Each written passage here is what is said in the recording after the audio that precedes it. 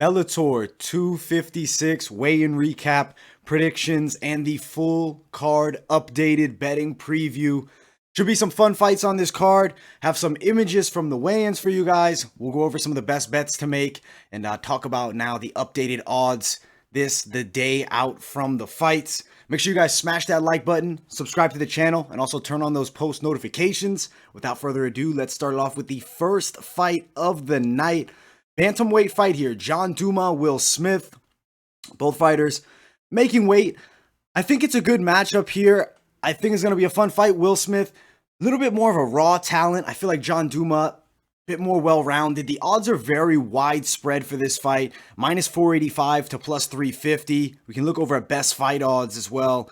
And they're looking similar to that. You can even find Duma as a bigger favorite. I feel like John Duma's going to go out there, put on a good performance and get it done. I don't know if he gets to finish or Will Smith. I think a decision win for him in what will be a good fight. I mean, both guys very young, new prospects in Bellator. Definitely have chances to earn their way up to the main card, but they're going to have to get past this test. And I do think John Duma will be the one who passes here, and he beats Will Smith, who's 3-2 as a pro. Now, the next fight of the night definitely has some momentum riding on it.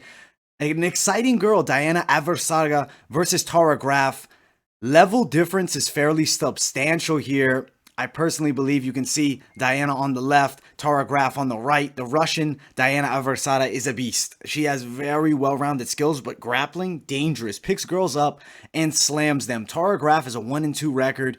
She's got okay skills. I mean, she's not a bad fighter, but she's outsized here, 3 inches shorter. Granted, if we do look at this image, they only look maybe 1.5 inches, 2 inches different in height. So I guess we'll see when they get in the octagon. Doesn't seem to be as substantial as the measurements there. But I think this is going to be an absolute domination by Diona Eversaga here. I think she can win probably by first round stoppage, TKO or submission. The odds sitting around minus 1,400 to plus 700. Very widespread. More money has come down on Diona as the week has gone on. She's going to get it done. Minimal chance here that we see an upset. I actually can't. I think about 0% chance. It's going to be Diona's show, and she's going to beat the 1-2 Tara Graf here. Decent fights on the prelims, though. It's a good women's flyweight bout. I think Diona Eversaga is somebody they're definitely going to try to build up. She's got a lot of hype, a lot of potential.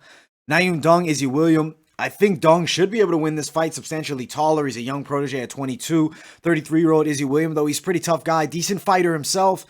But Dong, I think he's the better kickboxer of the two. Has struggled with grappling in the past, but I think he wins here. I don't like that he took the baby-faced assassin nickname from Josh Barnett. At least now Josh Barnett's the War Master, but still kind of a knockoff. But it's all good. I mean, he does kind of have a babier face. Let's see if he can be an assassin and get the win over Izzy Williams. 155 to 156. Both fighters make weight here. Minus 160 favorite to the plus 130 dog. I don't love a bet on Dong. A lot of unprovens, 2-fight losing streak, questionable grappling skills. I'd skip the bet here, but I do like the minus 160 favorite in Dong in this matchup. Now the next fight of the night I'm excited for. Jaylon Bates, 1-0, good amateur resume. He's taking on Jeffrey Glossner. Glossner comes out actually and misses weight. He comes in at 137.8. Jaylon Bates makes weight at 136. The size difference as far as the height will go will be fairly substantial here. I don't know the exact height of Jeffrey Glossner off the top of my head, but I do know he's not 5'9" at 135 pounds.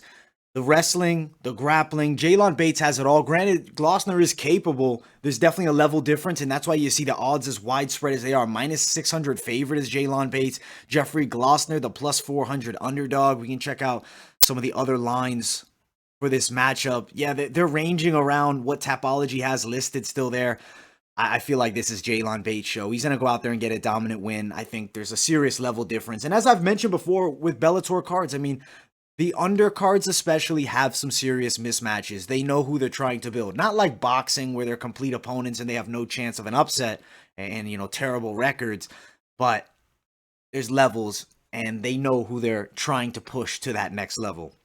Cody Law, Nathan Ghareeb on paper, I mean 2-0 versus 2-0. Similar statures for both fighters, but the odds are massively widespread, minus 700 to plus 415. Cody Law is good. His grappling is very good. I think he's going to go out there and dominate Nathan Ghareeb here. I think this is definitely a level difference as well. Granted, I mean, 2-0 and 2-0, you can't totally count out Nathan Ghareeb, but I just think Cody Law's wrestling ability would be way too much. He can strike fairly decent as well. It's going to be his performance here. I think he could get a unanimous decision, maybe even a stoppage, but definitely I'd say as a lock pick here. At minus 700, those are huge odds. Definitely more of a parlay piece than a straight up bet. And I don't think the plus 415 dog has much of a chance here, so I wouldn't really throw any money down. I mean, granted, if he pulled off the upset, that'd be amazing, but very unlikely here. I'm going to ride Cody Law, 145 to 143. Nathan Ghareeb comes in a little lighter than that 145 limit. Cody Law's going to put on a good show and get himself a nice win here. The next fight of the night, Casbell, Jornel, Lugo. I really like this matchup. I do have an image for this matchup as well. Pull it up from the weigh-ins. I think it's a fun fight. I think it's actually a lot more competitive than the odds have it, because Casbell is a very good grappler. Jornel Lugo, very well-rounded. Similar height here for both of them. I do think it's a fairly competitive matchup between the two. Lugo is a skilled fighter, obviously. He's good, as is Casbell. I think Casbell is a bit underrated. I think he does have some good skills. I mean, he went the distance with Rafian Stotts, who's, I think, one of the hotter prospects. With Lugo, more of a striker, definitely slick style. Likes to keep that lead hand a bit low. He likes to fight out of the southpaw stance usually, but he will switch it up. Bell, priority grappler, but definitely does have some striking skills. He's a bit rangy, but his arms are not very long. If you look at the reach here, 5'10" with only a 67-inch reach. On the feet, this is Lugo's fight. Casbell needs to get this fight to the mat. I do believe he has the ability to do so. I would say he's a lower confidence upset pick. I am picking Casbell to win this fight, but I totally acknowledge Jornel Lugo is expected to go out there and win. But I feel like Casbell definitely has a shot. If Lugo goes out there, proves me wrong, I wouldn't be totally shocked here. But I have to ride with the dog Casbell. I've watched him for a while. I do like his style, and I am impressed by his grappling abilities. I think he can pull it off. I think he could get a close decision or even a submission here. But Jornel Lugo may smash him. If you are going to put money on the underdog here, I don't think go crazy. Don't drop, $500 on him. I think if you put, a fair bet on him, something that you're, whatever your percentage is that you're not afraid to lose, I think there's potential that he definitely can get you a victory here, because I do think Casbell has the tools to win. And we have seen upsets on the Bellator cards, and especially with a guy as skilled as Casbell, he's a massive underdog, but I think he has the tools where he can upset Jornel Lugo. So I am riding Casbell to beat him, but I acknowledge Jornel Lugo, a strong favorite, has tools to win this fight as well. But I think Casbell will be able to be victorious in this matchup, which would be a pretty signature win for him, beating a 5-0 Jornel Lugo and getting him back on track after the disappointing loss to Rafian Stotts, who's one of the top guys in Bellator's bantamweight division now. Talita Nogueira versus Jessica Borga. Borga likes to bully the women she fights, and she's fighting a jiu-jitsu champion here. Level difference on the ground, but youth is in the advantage on the side of Jessica Borga, but only by 4 years. She's not like a young 26-year-old fighter. She's 31. Nogueira's 35, 2-fight losing streak, but split decision loss in her last fight, I believe, to Jessica Malay. I think that Borga is going to lose this fight to Talita Nogueira. It's fairly strong odds in favor of Nogueira, minus 300 to plus 240. Earlier in the week, a straight up bet on Nogueira wasn't as bad. I think it was down to even a minus 240 on some sites. We can quickly check, and I'll see if we can find a website that has some better odds. But yeah, as of right now, you're looking at minus 300. It's probably the best you're going to get. I'd throw Nogueira on a parlay for sure, because at minus 300, I think that's actually pretty quality for her, because I really feel like the skill difference is substantial, as well as the experience difference, 7-2, 3-2. I think that Nogueira goes out there and gets a submission. I could see it in the first round here, but I do think she definitely wins this fight. Both girls on weight, definitely going to be a good fight. I'm excited for this matchup and to see the result. Now, the next fight of the night, the featured prelim, Dalton Rosta and Tony Johnson. I am excited for this matchup. Tony Johnson is a striking monster. This guy is a bare knuckle fighter, has experience in the BKB, actually was the champion there. And now he's taking on Dalton Rosta, who's a hot prospect. They call him Hercules. Look at these biceps on this freak. This guy looks like a bodybuilder. Jacked as they come, but honestly, Tony Johnson is pretty good shape as well. It doesn't have the Hercules biceps like his opponent Dalton Rosta, but definitely is going to be a fun matchup. He is taller, Tony Johnson being 6'2", Dalton Rosta 6 feet. Reach, 3-inch advantage for Tony Johnson. Rosta needs to get this fight to the ground. He needs to be smart here. Don't try to test your striking out against a bare-knuckle champion. If he stands on the feet too long, I think he could be put to sleep. Granted, he's a beast when it comes to wrestling. You see his frame. This guy is jacked. He's strong as hell. He's going to get this fight to the mat, and he's going to wear Tony Johnson out. I'm thinking unanimous decision for Dalton Rosta here, a.k.a. Hercules. I think that's the perfect nickname for him because he's one of the most jacked fighters at 185 in Bellator especially. And I do think he's going to win against Tony Johnson. I think he beats him by a decision. Both fighters on weight, 185 for both. Odds are huge as far as the favorite towards Dalton Rosta at minus 600. Tony Johnson a plus 400 dog. I like Tony Johnson. He's a fun guy to watch, but he's outmatched here. Dalton Rosta's grappling is going to get him the victory at the minus 600. Again, not the straight up bet that you really want to throw down $600 to make 100, but put him on your parlay. I do think high likelihood of success. I don't see him losing this fight. I think there's some good parlay pieces. And at the end of the video, we'll talk a little bit more about the parlays. And I will link the betting breakdown in the description as well, where I went over the full card. But this will be the more updated version since the fights are now here. And finally, the added odds for Goiti Yamauchi versus Dan Moret, the first fight on this main card. So excited for this matchup. I'm a Yamauchi fan. I like him a lot. I've been following him a long time. His grappling is so good. And I think he can strike fairly well too. Bit underrated on the feet. Karate-esque style, I would say he has. He likes to keep that lead hand out a bit. Dan Moret's good too. I mean, he has UFC experience, went the distance with some solid UFC fighters. I believe his last fight in UFC was against Jared Gordon. We'll quickly look at that. Yeah, Jared Gordon, who's a good fighter, he fought Alex White, and he got stopped by Gilbert Burns, which no shame in that. Goiti Yamauchi, he's on a win streak right now, 3 in a row for him. Beat Darren Cruikshank in the last one, and Darren Cruikshank is a very high-level striker. Dan Moret's in for a tough fight here. I like Yamauchi here. At minus 410, do you want to go drop 410 to make the 100? Maybe you drop half that, make the 50. But I do think he's a great parlay addition. Lots of parlay pieces on this Bellator card, and I think Goiti Yamauchi is an excellent parlay pick. I think he gets a submission in the first or second round. I'm really leaning the first. His grappling is phenomenal, and he's really fun to watch. He's one of the top guys in the Bellator lightweight division. I think that he's close to a title shot. He's going to win here, and I think you got to give him a big fight. He's somebody to keep an eye on here in this Bellator lightweight division. I really think there's possibility he could challenge for that world title. I know Patricio Pitbull kind of holding up the division right now. Maybe they do something for the vacant belt. Maybe Goiti finds himself in a vacant title fight because I think he definitely would be one of the guys to deserve it if he's able to win here, and that'll be 4 straight wins, and this guy's beaten a who's who of Bellator fighters. Recent loss was to Michael Chandler, who's now fighting for the UFC belt. So Goiti is an excellent pick, lock in my opinion, minus 410. I feel like great parlay addition, absolutely fantastic parlay addition. Next fight of the night, Cat Zingano, Olivia Parker.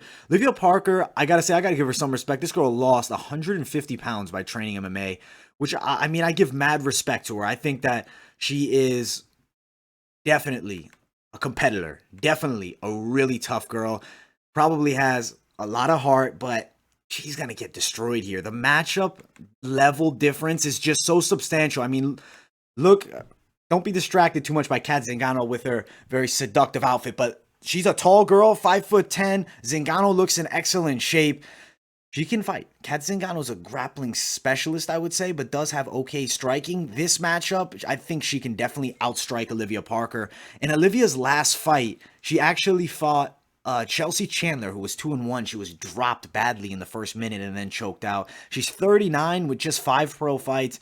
She's got some amateur experience too, but there's a level difference. Awesome opportunity for her, and I do think great story, losing 150 pounds, getting into mixed martial arts later in life. Her striking is very amateuristic, though. It's hard to learn striking after a certain age if you never had thrown a punch or kick in your life. And I think that's evident with Olivia Parker. Is decent on the ground, but Cat Zingano is the alpha on the ground, the alpha cat. She's going to dominate. I think she goes out there and puts on a show at minus 850. She's a massive favorite. There's not much value in the dog here at plus 575. It's not going to happen. Like, this is like amateur versus pro level here. Very big mismatch. I believe this is a showcase fight for Cat Zingano, and I think she's going to go out there and put in a show first round TKO or submission here. She's the pick. She's a definite lock. Minus 850, though, again, not really a good straight-up bet because that's 850 to make 100. But parlay pieces. This card has some excellent parlay picks. I think that Cat Zingano is definitely an excellent parlay pickup. Both fighters making weight, 145 for each of them. No issues there. Most of the card was good, just besides one fighter earlier on. It's pretty good. I mean, 145 and a half, 140, or rather 145, 145. I think Zingano, though, all day. She's 5'6" with long arms, that 70-inch reach. I don't know the reach of Olivia Parker, not listed. I guess we'll find out on fight night, but I don't think it makes a difference. This is Zingano's show here. Jeremy Kennedy, Adam Borics. This is a fight that I am really looking forward to. Money has definitely come down on Jeremy Kennedy. People see what I see in him. The grappling ability is going to be the difference. Adam Borics is an excellent striker, does have decent takedown defense, and his defensive grappling is good enough. It's good. Mike Hamill and him had a very close fight. Jeremy Kennedy is going to put it on Adam Borics. I don't think it's a dominant win. I think it's a competitive back and forth, but I think he edges him out on a decision. Could see 29-28 scores, could see a split decision, but I think we do get Jeremy Kennedy the victor in this matchup. Finishing Adam Borics is no easy feat. Darian Caldwell is an absolute savage, and he choked him out in the first round. Jeremy Kennedy, I don't believe, is on that level, at least not yet. I think Jeremy Kennedy by a decision is the pick. Minus 130 favorite to the plus 110 dog. Out of all the straight up bets you can do, I definitely think Jeremy Kennedy is a good one at minus 130. It's value. There's good value there. At minus 130, I do think he really can pull it off. Granted, Adam Borics is no slouch. It's definitely not a lock, but it's definitely a high confidence pick for me. Jeremy Kennedy should win. Both fighters on weight, 145 for each of them. Let's quickly pull up an image from the weigh-ins, see them facing off. We can find it here. Oh, unfortunately, they didn't have a face-off that was listed by Bellator. All right, so unfortunately, no picture for this one. I do apologize on that, guys. But I think that Jeremy Kennedy puts on a very good performance, and I think he beats Adam Borics here in a competitive fight. And I am really looking forward to this matchup. I think it's going to be a good one here. Now, the co-main event, Liz Carmouche and Vanessa Porto. This is a fun fight. High stakes riding on it. Vanessa Porto plus 150 dog. Liz Carmouche minus 180 favorite. I would say Vanessa Porto was my dog pick of the night. Definitely the most confident one. But if you do look at the face-off here, you're going to see the size difference is a bit noticeable as far as the height go, which does make me a bit nervous in the striking exchanges, even though I think that Vanessa Porto is the better striker of the two. You see the height difference there between these two girls, both in excellent shape. Liz Carmouche is always jacked and shredded. Comes in on weight, both of them, 125 Carmouche, 126 for Vanessa Porto.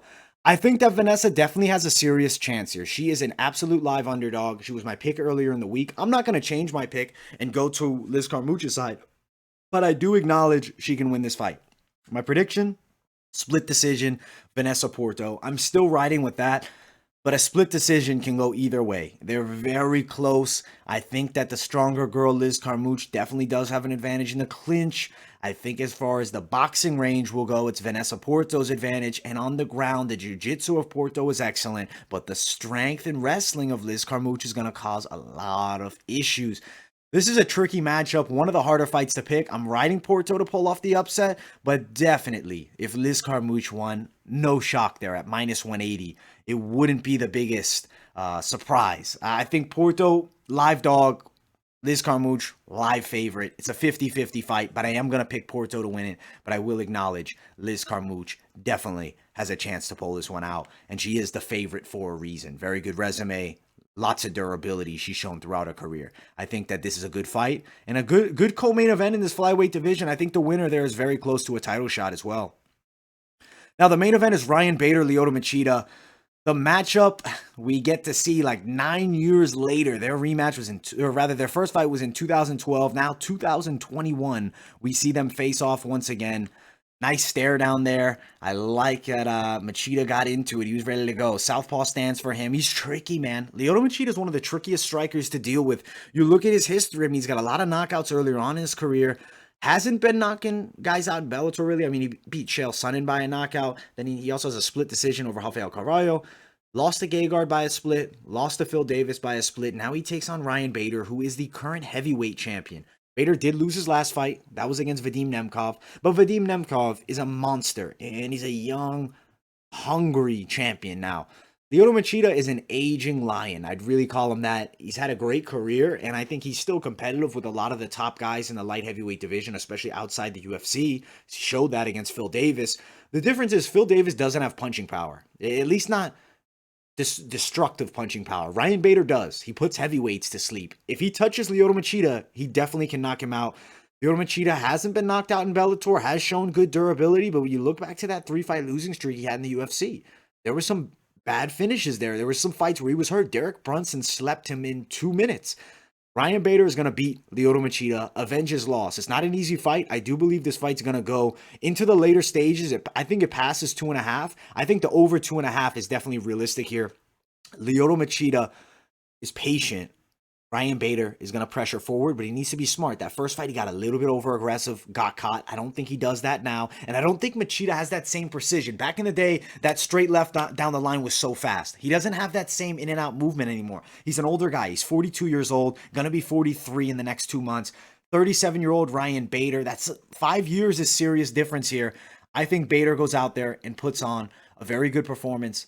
Gets himself a win, TKO in the 3rd round. Could also see it in the 4th, but definitely see this fight not going quickly. I think this fight will last a bit because I think Bader knows he has to be intelligent fighting against Lyoto Machida. And Machida's not a guy that rushes. He's not going to pressure forward and blitz Ryan Bader from the start. If he sees an opening, he definitely potentially might, but less likely. Bader, though, the style to beat him is pressure forward. So does Machida adapt his style and then try to pressure Bader? I still think Bader has the better boxing of the two at this point. So if Machida comes into boxing range, I think that spells trouble.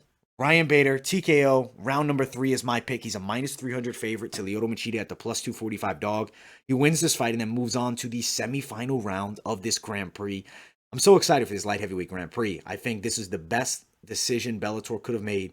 Some excellent names throughout the Grand Prix, and I think this starts it off with a bang. Now, before we finish, I do want to talk about the betting odds a bit more. We'll check some of these parlays out that you could potentially play. Click that here. Okay, so if you're looking for a parlay, I would say you want a safer parlay.